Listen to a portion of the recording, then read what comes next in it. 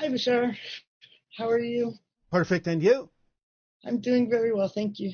All right. Please proceed. Uh, through the last few months, I know you talked about this would be a good period for compression. It would be. And it has been for me, thank you. All right. I've been taking advantage of that and Thank you. meditating a lot. And I remembered also that we had talked about once imagination being a great tool for elevating my frequency and using the marker of the visitation that I had 10 years ago and remembering Yes. that. And May I ask you a question? yes, Are you experiencing stress? at times, yes. Why? Um, my life has changed drastically. Why should that cause stress? There's still a lot of uncertainty. Why? Uncertainty about what? Uh, my future. Do you have to be certain about what's going to happen in order to know that whatever's going to happen is going to serve you in a positive way? No. Then why are you so focused on the specifics instead of allowing for the holistic understanding that whatever happens, you're going to be able to use it in a way that serves you? Knowing that, why would you need to know the details? Right. Do you understand? Yes. Is this helping? Yes. All right. Let go of that need, because that's another form of insistence. That's like saying, I will not relax until I know exactly what's going to happen. But you never will know exactly what's going to happen. Not exactly. Right. But you have to know that whatever it is, you'll be able to remain in a positive state, and that means it's going to serve you. And there would be no other outcome. So who cares what it looks like? Who cares what it is if you know you have the ability to use every single thing that comes your way, no matter what it looks like, in a way that actually will serve you positively?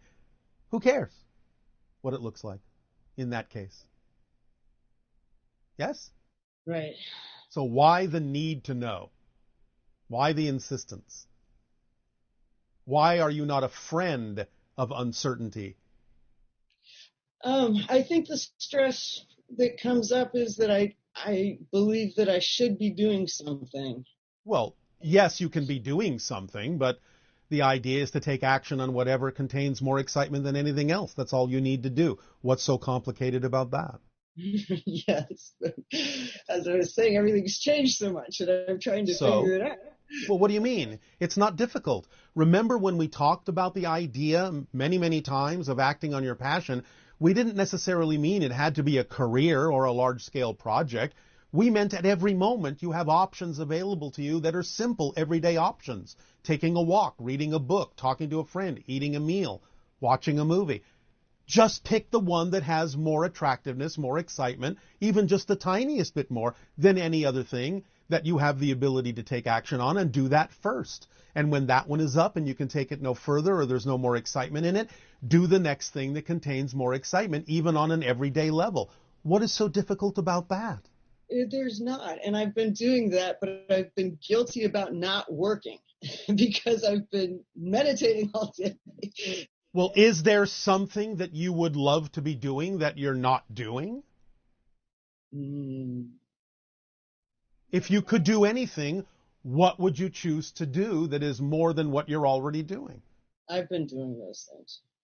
What? They just don't necessarily go along with my job, and I'm trying to do my job. That's all. But are you saying that your job either is not representative of your excitement, or you cannot figure out a way to make it more exciting? Is that what you're saying? No, and I am making it more exciting, and it's evolving and shifting, and as I allow, Then what's the problem? there is no problem. It's just been stressful at times. But why? If it is stressful, then there is some difficulty in your belief system about your relationship to it. Yes. What is the difficult definition you're creating that creates the sensation of stress? Is it that you believe you would rather be doing something else? At times, and I think I've defined what my company was supposed to be doing, and I have to redefine what success means to me. All right. Well, again, remember that you have to also give yourself the opportunity to act on things that might be more representative of your excitement.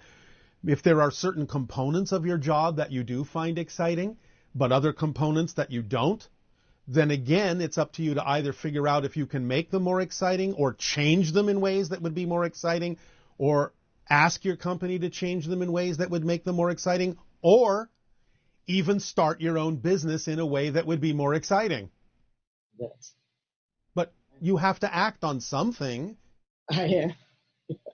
Yes. Yes. In order to give your excitement a chance to prove to you that it can support you. Yes. So don't stress yourself out.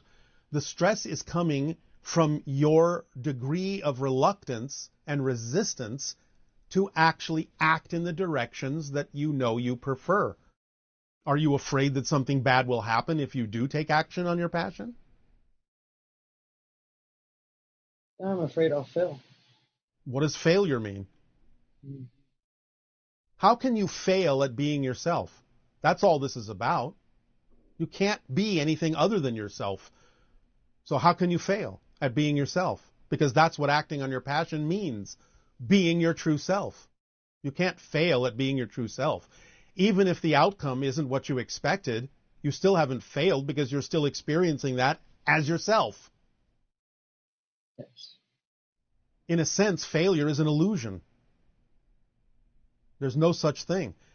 There are always learning experiences, if you want to define them in a more positive way, that can help guide you and refine your activities to make sure you're more dialed in to what you would really rather be doing. But you don't have to define it as a failure, because that definition simply doesn't work for most people. And it's not even accurate in many, many ways.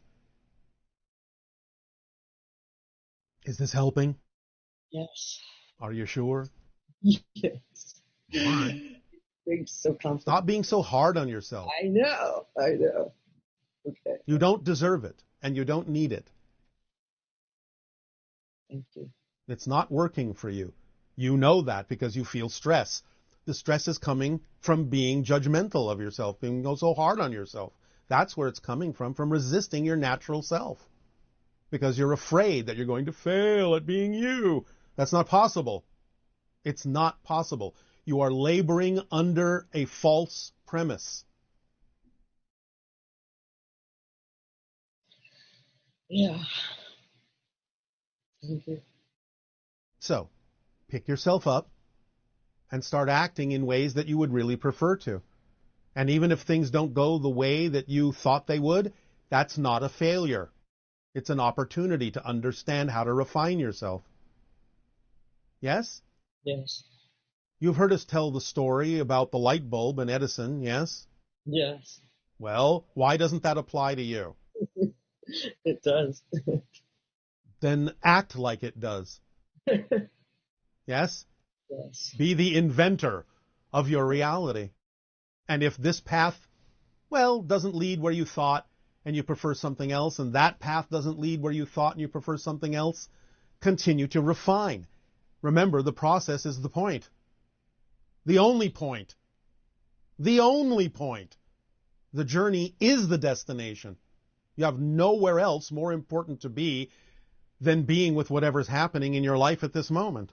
Right. Therefore, you're doing just fine if you stay in the moment with it and learn from it and let it guide you to the next action that you will take. Yes. That can never be a failure. Yes? Yes. Does this help? It does. All right.